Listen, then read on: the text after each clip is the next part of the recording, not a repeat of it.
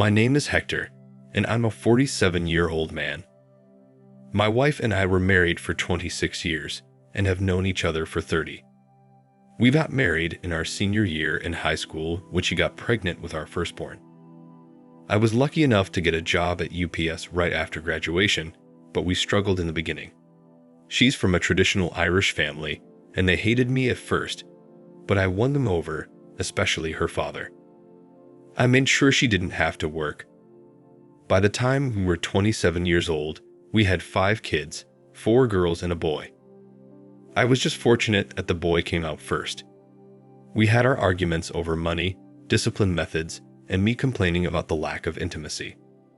I understood we have 5 children, and they can be very exhausting. I tried to help as much as I could, but she was still tired. However, she was my everything. She always kept her body in shape. I tried as well, but being a delivery driver for a very long time, I'm what they called skinny fat. I have a muscular chest, arms, legs, but I have a sloppy gut. I had the horseshoe hairline that caused me to shave it off, yet Debbie was my everything. There were times she was verbally offensive towards me, and whenever I had enough and lashed back, she became a cry bully, and I just gave up. As the years went by, we were the only married couple in our friend group. Every last one of them got divorced. Out of our 7 married couple friends, 5 were caused by infidelity on the wife's part, 1 was on the husband's part, and the last one divorced because she friend-zoned her husband. I was against my wife hanging out with her newly single friends, however, that would just start a massive argument about me controlling her, keeping her as a prisoner and my personal living play doll. All of that caught me by surprise. The more she hung out with them, the more resentful she became. The kids even took notice. I remember my son and 2 of my daughters arguing with her when I came home, and as much as I understood their frustration, I scolded them for yelling at their mother, and when they left the room, I confirmed their issue, and she told me that we see her as a slave. I asked her where this was coming from, but she told me to forget it, shut down, and walked away. I remember the day I caught her in the act so vividly. Debbie was out with her friends. I was in the kitchen cooking. The kids were watching Train to Busan, and my 3 oldest came to the kitchen. I thought they came to check on the food, but they all had a concerned look. Before I asked what the issue was, my son told me that they think their mother was seeing someone else. Of course, at first, I didn't believe it.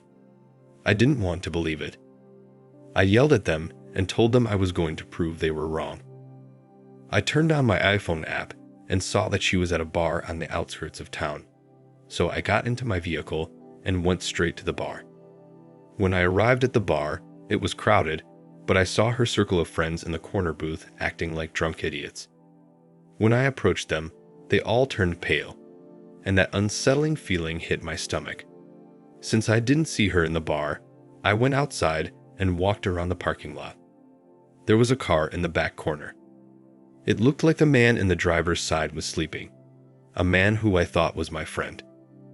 I approached the car to ask him if he had seen my wife, but when I got closer, it was obvious that he was getting a BJ, and the closer I got, the more I recognized the woman in the car.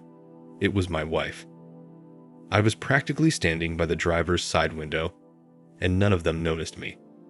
I lost it. I broke the window and dragged him out, and I wasn't civil. Debbie was screaming sorry over and over. I was yelling at her while kicking him. The cops showed up soon after, and I was arrested. I spent a week and a half in county. I had to go into the infirmary because I thought I was having a heart attack. But it turned out I was suffering from broken heart syndrome. The news of what I did spread like wildfire, and eventually, my father-in-law bailed me out. The man was practically in tears when I stepped through those gates. He profusely apologized to me for his daughter's actions. During the drive home, he told me he spoke to my manager and union rep about the situation, so I can still keep my job.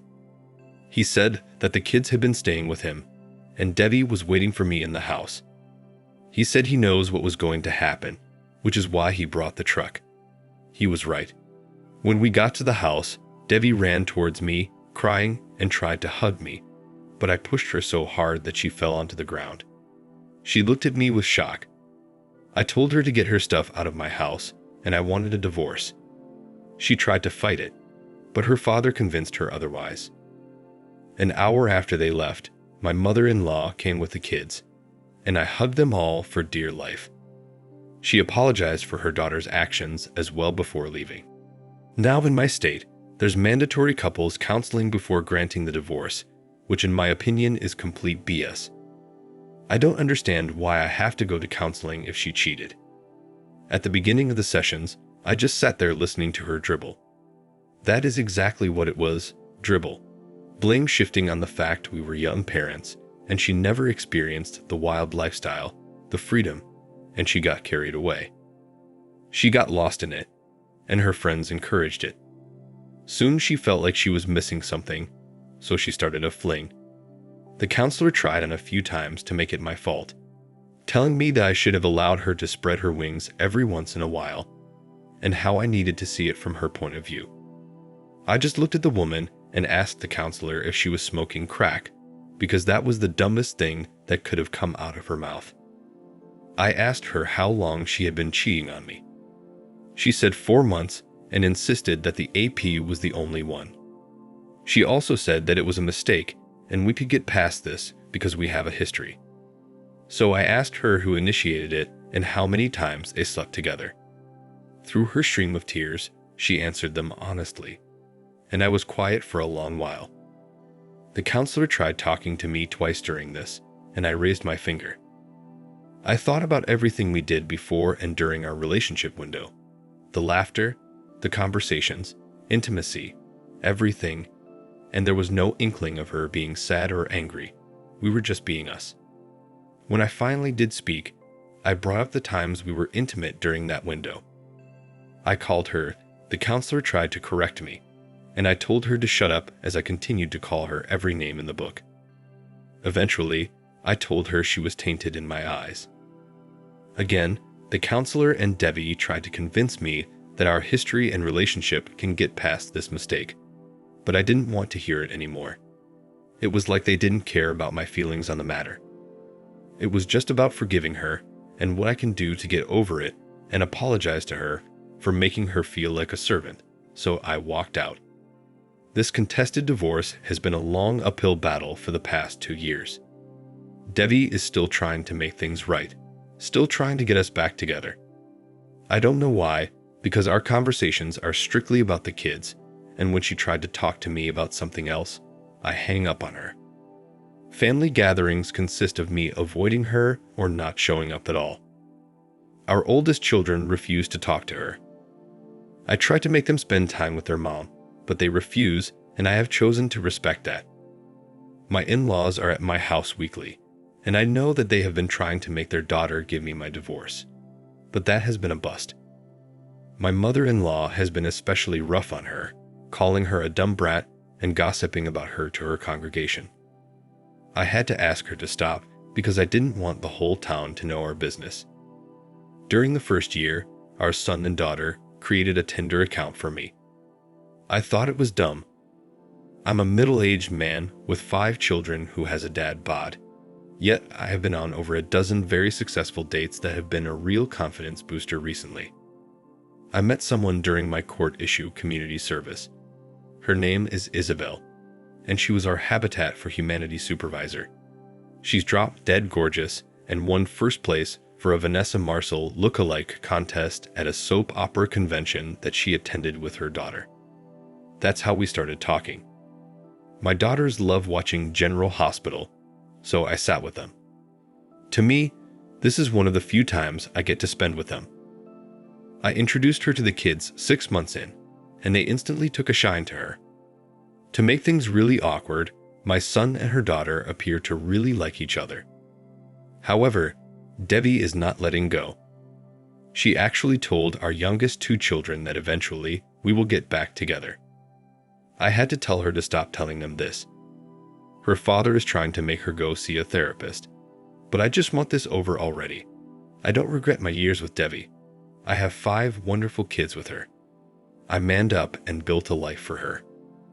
My only regret is that she ruined 26 years together on a fling. I regret that she thought she had me in a way that I was just going to let it slide and take her back. However, I don't hate her. When I run into her old group of friends around town, I openly call them whores instead of their names. That love and respect that I had for her disappeared when I caught her in that car. She will always be the mother of my children and nothing else. I just hope that she can come to terms with that. For the past month, my ex-wife has been a bit erratic. She's had several physical altercations with her old friends. One of them got a broken nose, one had a busted lip, and the last one was shoved out of the Circle Key. Each time the police were called, and considering how small our county was, they just took her to her parents' house. One Saturday, we all showed up at my in-laws' anniversary party, and I went there with Isabel because we were officially dating. Debbie appeared off, so I pulled her to the side, and it was the first time I had actually spoken to her. She told me how sorry she was. She told me that she couldn't understand why she didn't tell her old friends to back off. She told me that she destroyed our family, and seeing how I am with Isabel only made her miss me more, and she wished she appreciated what she had. When she said that, I felt fear in the pit of my stomach, or maybe it was anxiety. I should have kept asking if she was all right, but I was blindsided when Debbie formally apologized to Isabel during the party for her actions and asked her to keep me happy because I am a good man who deserves a good woman. Debbie went to each of our kids, and I could see them making peace with her.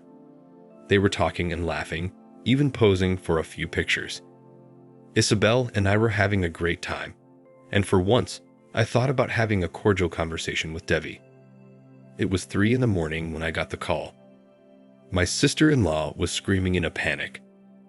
I could hear my mother-in-law crying, and then I heard my brother-in-law trying to calmly tell me that Debbie had tried to end it, and they were on their way to the hospital. When I arrived at the hospital, my in-laws were not well. She lost a lot of blood and was in surgery. My father-in-law and I donated blood for her since the hospital was short on her blood type. My son couldn't be a part of the operation, but he observed the surgery. All of my daughters were not doing well. My younger 3 daughters were pacing around, and when my son left the OR, he told us she was going to be all right. And when I hugged him, he collapsed into my arms crying. I wanted to cry as well, but I had to be strong for them. One Sunday, my mother-in-law found a few notes that Debbie had left. She wrote one for each of the kids and a thick one for me. In my envelope, there were signed divorce papers and an 8-page letter of apology. The letter just reinforced that she was never unhappy about our marriage. She just gave in to the peer pressure and called it brainwashed, that she was a servant by her so-called friends. She stated that she was so sorry for how she treated me and the kids by having that affair. When Debbie finally woke up, she first refused to talk. She would just stare out the window. Then she slowly began acknowledging everyone, but she was distant. Debbie asked to speak to Isabel alone. When she came out, she told me that Debbie asked her if she loves me because she could see that I love her. Isabel told her that she did love me, and that I was the first man she had been with ever since her husband died 15 years ago in Afghanistan. She asked me if Debbie was right about my love for her, which I acknowledged. This made her really happy. Debbie is going to be in a mental hospital for observation. The doctor told her parents that it could be a year, maybe 2, before she gets released. She may no longer be my wife or the woman whom I devoted all my love, but she is still the mother of my children, and I'm going to make sure that she gets better for the sake of our kids. Thank you for watching. Like, comment, and subscribe if you enjoyed the video. Until next time, I'll see you again. Take care.